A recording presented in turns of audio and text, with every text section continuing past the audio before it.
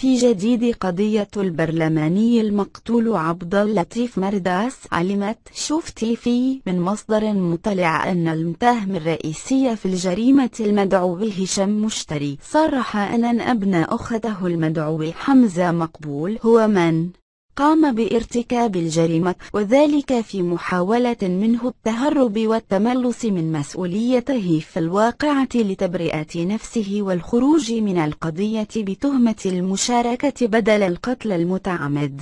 وأكد المصدر ذاته أن هشام مشتري صرح خلال إدلائه بأقواله أن ابن أخته حمزة طلب منه المساعدة في الانتقام من مرداس بسبب دين، رفض هذا الأخير رده إليه، مضيفا أن مشتري أكد في أقواله على أن حمزة هو من قام بإطلاق الرصاص على مرداس وأرداه قتيلا قبل أن يفر معا سيارة لوغان السوداء التي قام معا بوضع لاصق على لوحتها الترقيمية بعد كرائها من محل لكراء السيارات.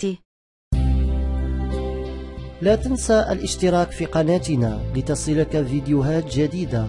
اضغط على زر أبوني الموجود في الأسفل للاشتراك.